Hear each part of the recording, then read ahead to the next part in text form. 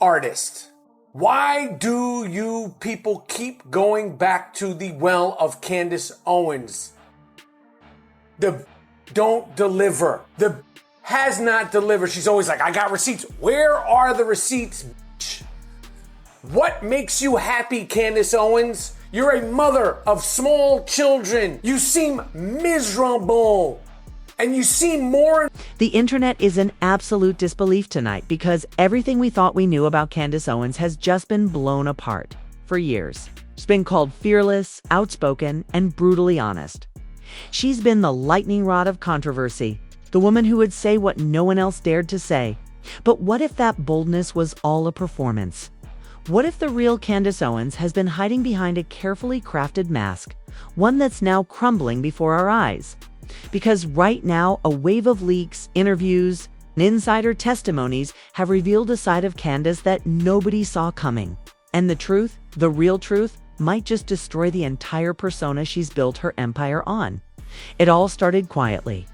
A few strange posts on Twitter from verified political insiders saying, Candace isn't who you think she is. First, everyone brushed it off as gossip until one post changed everything. A former Turning Point staffer dropped a thread titled, The Candace Files. The first tweet read, For 5 years, I worked directly under Candace. I thought she was fighting for truth. But the truth? She was fighting for herself. Within hours, that post had millions of views. And what followed were screenshots, emails, and audio recordings that painted a very different picture of the woman the world thought it knew. In one leaked voice note, a woman sounding unmistakably like Candace could be heard saying, You don't win this game by telling the truth. You win by controlling it. The internet went wild. Was this real? Was it edited? Even her own fans were stunned. One tweet summed it up perfectly. If that's really her voice, everything she's ever said means nothing. Then came the photos. Anonymous. Insiders released pictures showing Candace meeting with major media executives, the same ones she had publicly accused of corruption and censorship. The caption on one of the leaked shots read, She said she was exposing them. She was working with them. By morning, #CandaceLeak was trending worldwide. TikTok was flooded with videos comparing her speeches to her alleged private comments. The differences were shocking. In one viral clip, she was seen publicly bashing Hollywood elites, while in the next, a leaked text showed her thanking one of them for keeping the sponsorship deal under wraps. Things took a darker turn. An anonymous hacker claimed to have accessed internal communications from one of Candace's companies. Files that allegedly showed how she manipulated narratives to boost her own brand. Screenshots revealed a chilling strategy memo titled The Firestorm Cycle. It read, Stage outrage, escalate it, monetize it, pivot to victimhood, repeat. People couldn't believe it. The woman who built her fame criticizing the fake outrage industry was apparently running one herself. Suddenly, her entire persona, her defiant tone, her I tell it like it is attitude looked less like authenticity and more like marketing. And that's when the biggest shock of all hit. Candace's former assistant went public in a teary, viral video. She said, I stayed quiet for years, but I watched her destroy people to stay relevant. Everything was calculated, every feud, every viral post, even her emotional breakdowns. She doesn't believe half of what she says. The revelation broke the internet. Her fans didn't know who to believe anymore. The same followers who had defended her for years began posting things like, was it all an act? If this is true, she's worse than the people she exposed. She played us, every single one of us. And then, just as the firestorm hit its peak, Candace herself spoke out. She didn't deny the leaks. She didn't confirm them either. Instead, she posted a cryptic message that sent chills through everyone watching. You think you know me? You only know the character they wanted you to see. The post racked up millions of likes in minutes. Some thought it was an admission. Others thought it was a warning. But one thing was certain. The real Candace Owens was finally being exposed. And the deeper people looked, the darker it got. Because this wasn't just about politics anymore. This was about manipulation, betrayal, and a woman who may have built her entire empire on lies. So what's the truth? Who is Candace Owens when the cameras are off? And why are so many people, from ex-staffers to political insiders, suddenly risking everything to expose her now? This is where the story begins, and trust me, by the end of it, you'll never look at Candace Owens the same way again before the chaos. Before the leaks, before the Firestorm Cycle files were even whispered about, Candace Owens was an unstoppable force, the rebel darling of modern politics. She was the woman who stood alone on camera, chin high, eyes blazing, calling out the system everyone else was too afraid to challenge. The irony, that fearless, truth-telling warrior was also one of the most carefully manufactured personas in recent history. To really understand how everything went so wrong, we have to go back to the beginning, when Candace Owens wasn't a political powerhouse, but a struggling entrepreneur looking for an audience long before Turning Point, before viral debates. Before the fame, Candace was known mostly for one thing: her outraged dot in her early 20s. She was part of a tech startup that promised to fight online bullying. The idea was noble, even visionary. But when internal emails leaked, showing Candace threatening to publicly ruin critics of her platform, it all fell apart. She vanished from the media for years, until she returned with something new, a different voice, a different mission. And that's where the story starts to twist. When she re-emerged, she wasn't the soft-spoken advocate she used to be. She was fierce, sharp, relentless, and somehow perfectly in sync with the rising tide of online outrage. She began posting videos on YouTube, dismantling liberal hypocrisy with surgical precision. The clips went viral almost instantly. Within months, conservative outlets were calling her the new face of truth. But what no one knew was that this reinvention wasn't accidental. Leaked emails from 2016, now circulating after the recent scandal, show conversations between Candace and a marketing executive discussing rebranding strategies. One message, allegedly written by Candace herself, reads, "Authenticity sells." People love raw emotion. The trick is to make it look unrehearsed while hitting every talking point. Those words, "make it look unrehearsed," are haunting now, because that's exactly what Candace did. Her rise was meteoric. In just 2 years, she went from YouTube commentator to headlining political conferences alongside figures like Charlie Kirk, Ben Shapiro, and Tucker Carlson. She positioned herself as the outsider, the truth teller, taking on corruption, elitism, and group-thinking, but behind the scenes, something darker was brewing. Insiders now claim that even at the height of her popularity, Candace's relationships with her allies were crumbling. Former staffers describe her as brilliant, but manipulative. Someone who would engineer drama just to keep her name in the headlines. One exemplary told Rolling Stone, every feud was planned weeks in advance. Nothing she did was spontaneous, not one tweet, not one rant. It's the most shocking part. According to the newly surfaced files, Candace's private team had an entire content schedule for outrage. What she'd say, who she'd target, how long to keep the feud alive, and when to pivot to victimhood.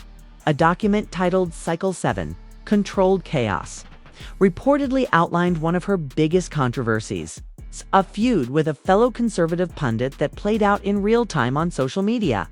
Emails show that Candace's team drafted both sides of the argument before the posts went live. Let that sink in. The drama was fake. Every post, every clapback, every teary Instagram story, scripted, and yet it worked. The audience fell for it every single time. Fans would flood her comments with support. Donations would spike. YouTube views would skyrocket. The cycle, outrage, conflict. Redemption became her formula. Then came the Turning Point era. Candace joined forces with Charlie Kirk, branding herself as the intellectual powerhouse of young conservatism. Together, they toured campuses, delivered fiery speeches, and dominated headlines. To the public, they were unstoppable, the perfect duo. But internally, their relationship was fracturing.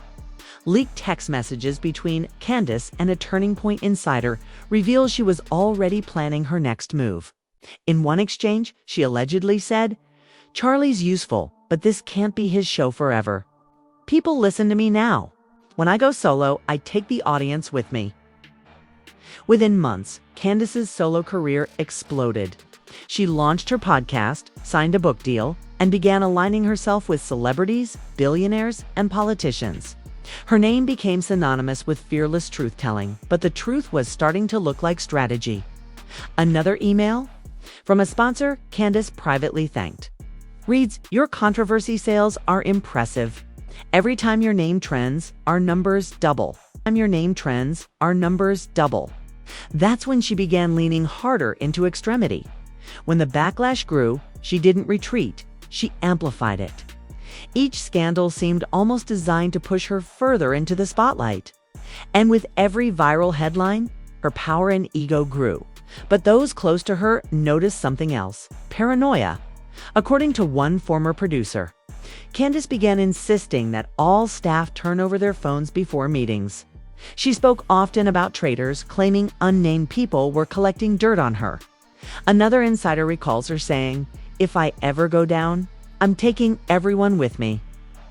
And then, ironically, that's exactly what's happening now, because the current leaks, the files, the emails, the recordings aren't coming from enemies. They're coming from the very people who once helped her craft her empire. Her assistants, her consultants, her PR team. One of them, identified only as M, told reporters she thought she could control everyone, but she didn't realize some of us were keeping copies. Those copies, now collectively known as the Candace Archive, are what's fueling this global storm. And inside that archive, sources say, are details far worse than just media manipulation, private deals, secret meetings, and shocking evidence that Candace's biggest controversies weren't spontaneous truth-telling moments. They were commissioned campaigns. The background makes one thing brutally clear: the persona of Candace Owens, the unfiltered truth-teller who says what others won't, may be the greatest performance of our generation. And if what's coming next is true, her own words, "You don't win this game by telling the truth. You win by controlling it," might become the sentence that ends her career forever. The first cracks in Candace Owens' empire didn't come from her critics, they came from the inside. When the leaks first surfaced, Candace treated them like background noise. She laughed them off in interviews, posting memes about fake news and bored interns. But within days, something shifted. The tone of the leaks changed. They weren't just vague accusations anymore, they were specific, detailed, time-stamped, and backed up with receipts that were impossible to ignore. The first real bombshell was an email chain from Candace's own company, Blexit Media, titled Cycle 12, Polarized to Profit. The email outlined an upcoming campaign where Candace would publicly attack a major conservative figure, only to later reconcile with them on her podcast, claiming it was all about forgiveness and free speech. The catch: both sides were in on it. The leaked thread even included a message from Candace herself, saying, "Make sure he gets the script before the segment. We need his outrage to feel real." The revelation was devastating. Fans who had spent years believing Candace was fearless and authentic suddenly saw her as a manipulator, someone playing both sides of the war for clicks and cash. But that wasn't the worst part, because a few days later, a voice recording surfaced. It was allegedly taken from a private Zoom meeting between Candace and her top staff. Her tone was cold, detached, nothing like the fiery, impassioned woman millions watched online. In the recording, she could be heard saying, "We don't sell truth. We sell conviction. The truth changes, conviction doesn't. Remember that?" Those words spread like wildfire. Within hours, the clip had been viewed over 50 million times. It was the moment her empire began to truly collapse. Conservative commentators distanced themselves. Influencers who once parroted her talking points now called her a brand, not a believer. Even Charlie Kirk, her old ally and the man who once called her the most courageous voice of our generation, unfollowed her publicly. But the real twist came next, one that no one could have. Predicted. A former producer, known only by the alias June, went on record claiming she'd been forced to sign NDAs after witnessing illegal coordination between political donors and Candace's media ventures. June claimed that certain donors paid Candace not for her opinions, but for her targets. She had a list, June said. Every feud, every tweet storm, every controversy, it wasn't random. They'd pay her to go after people who were bad for business. Sometimes she didn't even believe what she was saying. According to June, there were encrypted spreadsheets labeled Influence Map. In those files, each controversy was listed like a marketing campaign. Targets, engagement projections, expected backlash, and brand monetization. The implication was staggering. Candace's most famous battles, the ones that defined her career, were orchestrated like movie scripts. Then came the first twist. That made everything even darker. An anonymous whistleblower uploaded a folder called Owens_internal_audio. Inside were 10 separate recordings of private conversations between Candace and her then-husband, George Farmer. In one, Candace reportedly told him, "If they ever find out where the money really came from, it's over. The donors can't be exposed. They'll turn on us before they protect me." The clip was muffled but unmistakable. She wasn't talking about brand sponsorships, she was talking about donors. Within hours, journalists began piecing together connections between Candace's political activities and offshore companies registered in Malta and Luxembourg, both tied to media contracts her firm had never publicly disclosed. And then someone dropped the email. It was a message allegedly from one of those offshore accounts to Candace's personal inbox, with the subject line, "The next phase begins." Remember, outrage is the engine. The body of the email mentioned 3 upcoming conflict targets, all public figures who Candace had, coincidentally, feuded with in the following months. It was undeniable. The evidence was piling up. And it painted a picture of a woman who had turned political chaos into a multi-million-dollar machine. When Candace finally responded, her tone was no longer confident. It was furious. In a heated live stream, she shouted into the camera, eyes wide, jaw clenched, "You people are so gullible. Anyone can fake an email. Anyone can splice audio. You think this is journalism? This is psychological warfare." But the internet wasn't buying it. In fact, her emotional outburst only added fuel to the fire. Clips from her rant were remixed into TikTok edits, overlaid with her own voice saying, "We don't sell truth. We sell conviction." Every denial, every defense, only made her seem guiltier. And then, just when it looked like she couldn't sink any lower, the twist of all twists landed. A journalist from The Atlantic published an investigative report claiming that one of Candace's closest advisors, the person who had been leaking the internal files, wasn't a disgruntled ex-employee at all. It was her current communications director, someone who had been working beside her the entire time. The report alleged that the director had been quietly collecting evidence for nearly 2 years, building a dossier on Candace's behind-the-scenes dealings, waiting for the perfect moment to expose her. And it gets worse. The article included a direct quote from a source inside Candace's own office. "She's not paranoid. People really are out to get her. But the thing is, they're all people she trained herself." That line broke the internet. The idea that Candace's carefully built empire was now being dismantled from within by her own protege was poetic, brutal, and cinematic. For years, she had thrived on being the loudest person in the room. But now, for the first time, her own team had found a louder voice. Her staff quit in waves. Sponsors fled. Bookstores pulled her titles.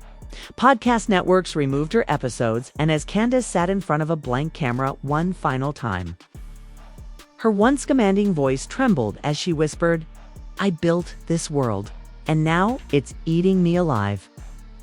That clip, intended for her private team, was leaked within hours. And now, everyone watching the downfall asked the same question, not how it happened, but who would expose the final piece of the puzzle? Because if her own inner circle was capable of this, who was still loyal to Candace Owens at all? The collapse of Candace Owens' empire was already spectacular.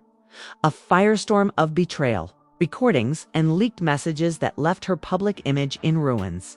But what came next? The escalation and shocking reveal made everything before it look tame, because the story wasn't just about Candace anymore. It was about who had been controlling her from the start. It began with an anonymous post on an encrypted forum titled, "The Real Candace Files." The author claimed to be a former political consultant who had worked behind the curtain for multiple high-profile media figures, including Candace. The post read like a manifesto, full of rage and detail. One line stood out above the rest. Candace Owens wasn't the mastermind. She was the product. Within minutes, the post was everywhere. Reddit threads, Telegram groups, and Twitter all flooded with copies. People demanded proof. The anonymous whistleblower delivered. Attached to the post were 3 files labeled blueprint_2018.pdf, donormatrix.xls, and audio_truth.mp3. The first file, the blueprint, was a marketing document allegedly written by a DC media firm Candace had secretly partnered with at the start of her career. The document described in chilling precision how to manufacture influence, establish a polarizing identity, attack ideological allies to create independent credibility, convert controversy into monetization through victim narrative. And at the bottom, in bold red letters, it said, Owens model projected lifespan, 8 years. The implication was horrifying. Candace's rise to fame wasn't organic at all. She was built, designed, launched, and funded like a political experiment. The second file, the donor matrix, was even worse. It showed a list of anonymous financial backers, each marked by codenames like A1, R3, and K2. Next to them were dollar amounts and campaign labels. But one of the notes in the corner said it all. Influencer payment pipeline. Owens Tier 1 unfiltered authenticity. Campaign. The total amount funneled through those accounts exceeded $14 million. The whistleblower claimed these weren't just donors, they were handlers. They controlled who Candace targeted, which truths she told, and which scandals she ignored. And the third file, the audio, was the knockout blow. A recorded phone call between Candace and an unknown male voice. Her tone was uncharacteristically timid, cautious, almost afraid. Man, stick to the script this week. The Owens persona needs discipline. Candace, the leaks are getting out of hand. People are asking too many questions. Man, then give them a new distraction. Attack someone safe. Someone we can control. Pause, Candace. And what if I don't? Man, then we end the show. The world froze. That one phrase, then we end the show, became the most viral soundbite of the decade. TikTok creators looped it over eerie music. Twitter turned it into a meme. But beneath the jokes was genuine terror. If the recording was real, it meant Candace Owens wasn't just manipulative, she was manipulated. CNN called it a political Frankenstein. Fox News dubbed it the Candace conspiracy. YouTubers uploaded breakdowns titled, "She wasn't in control." And just when it couldn't get worse, the whistleblower, using the codename Orion, released one final message. I was in the room when they created her. Attached was a blurry photo of a whiteboard from 2018, written across the top, Project Polaris, Influence Branding Initiative.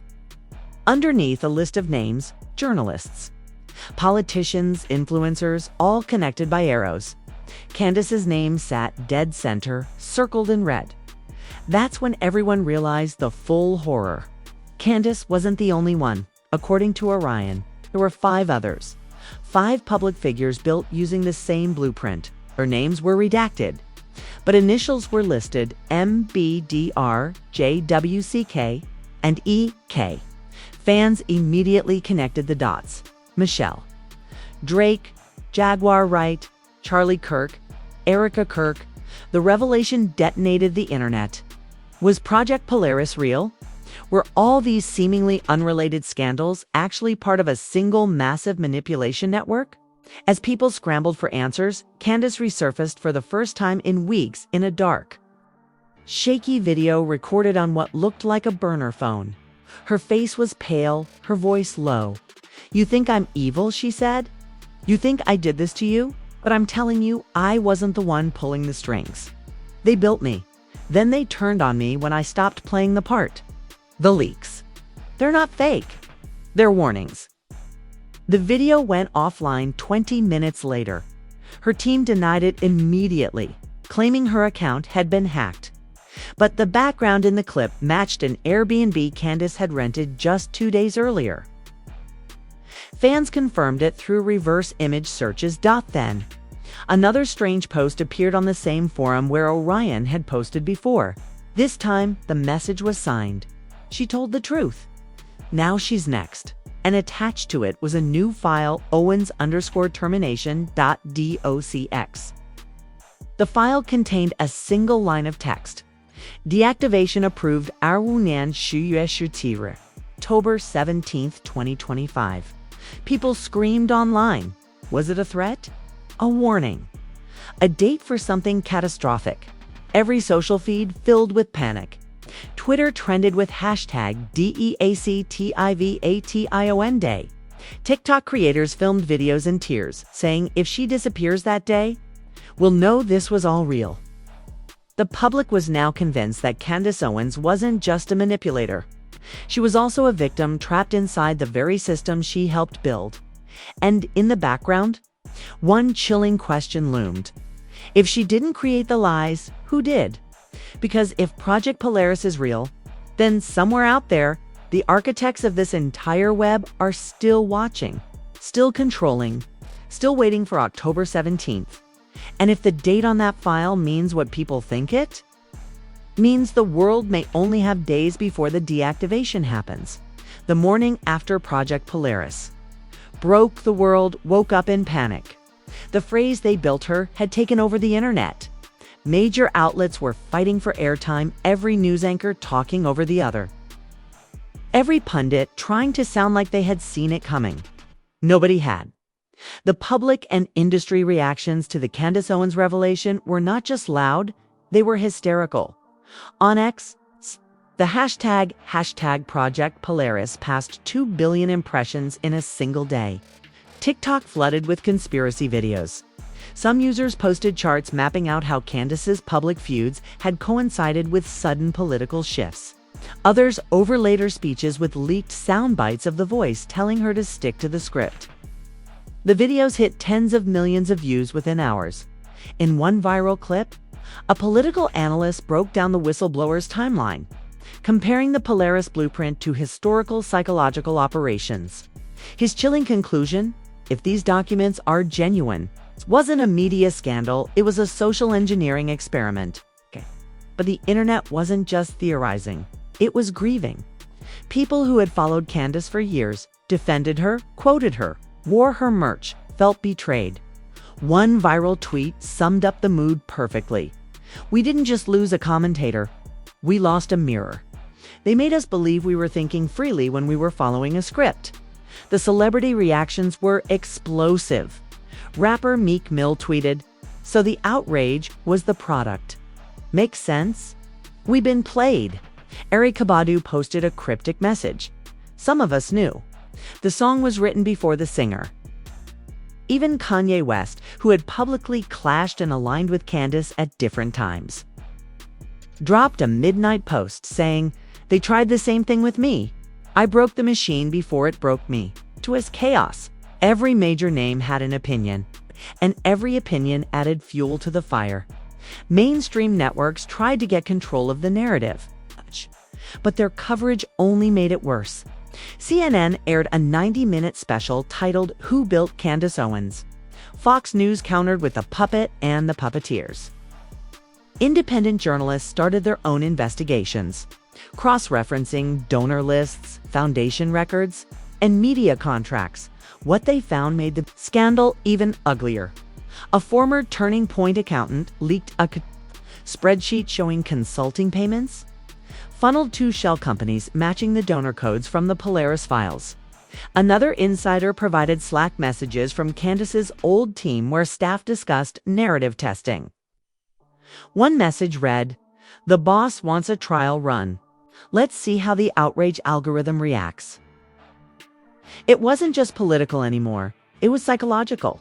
Psychologists began appearing on talk shows, warning that if Project Polaris was real, it might have manipulated millions of people's beliefs through orchestrated outrage cycles. One expert said they turned emotion into an industry, and Candace was the face of it.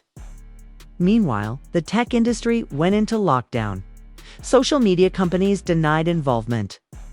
But whistleblowers hinted that data from Candace's viral videos had been used in sentiment modeling tests. Silicon Valley insiders started scrubbing LinkedIn pages, deleting old press releases. And then came the politicians. Public officials across both parties started calling for hearings. One senator demanded an investigation into influence operations conducted under the guise of entertainment media. Another went further, comparing the Polaris revelations to Watergate. Except this time, the microphones were in our pockets. Behind the scenes, though, the reaction was pure fear. According to leaks from DC journalists, donors tied to the original files began moving money offshore within 48 hours. One of them, when confronted by reporters, muttered only it wasn't supposed to get out. She was supposed to keep playing her part. And somewhere in that frenzy, the story took another dark turn. An anonymous Reddit account claimed to have traced the IP address of Orion, the whistleblower who leaked the files. The address allegedly linked back to a cybersecurity firm that had previously handled campaign data for multiple political organizations. The account was deleted within an hour. But screenshots circulated like wildfire. The idea that the person exposing Project Polaris might have also helped build it sent the internet spiraling again. Who was Orion? Was it a former insider seeking revenge or part of the same manipulation, feeding the public another layer of illusion? As confusion spread, a chilling silence settled over Candace Owens herself. Her verified accounts went dark. Her website redirected to a blank page reading, "Under reconstruction." Sponsors severed contracts overnight. Her show was pulled from streaming platforms, replaced with a single statement from her network: "We are investigating unauthorized tampering." But that didn't calm anyone, because a few hours later, a mysterious new video began circulating on encrypted forums allegedly showing Candace, disheveled, sitting in front of a bare wall. The clip lasted only 8 seconds. She whispered, "They said they'd deactivate me on the 17th. Don't believe what comes next."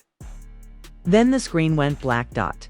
The date October 17th flashed across every platform again. News outlets couldn't confirm the video's origin, but that didn't stop people from believing it. Comment sections filled with panic. "She's alive. They're going to erase her. This isn't over." Meanwhile, inside Washington, a leaked memo from a government communications agency quietly confirmed that Project Polaris had become a matter of national concern. The memo, marked classified, mentioned risk of mass public destabilization due to psychological influence operations exposure. In simpler terms, they were scared. They weren't scared of Candace Owens. They were scared of the truth about who created her by nightfall. The internet's hysteria reached its peak. Protesters gathered outside media headquarters chanting, "We are not products," while live streamers narrated the chaos in real time. Independent hackers threatened to release the rest of the Polaris archives unless the government went public. It felt less like the end of a scandal and more like the beginning of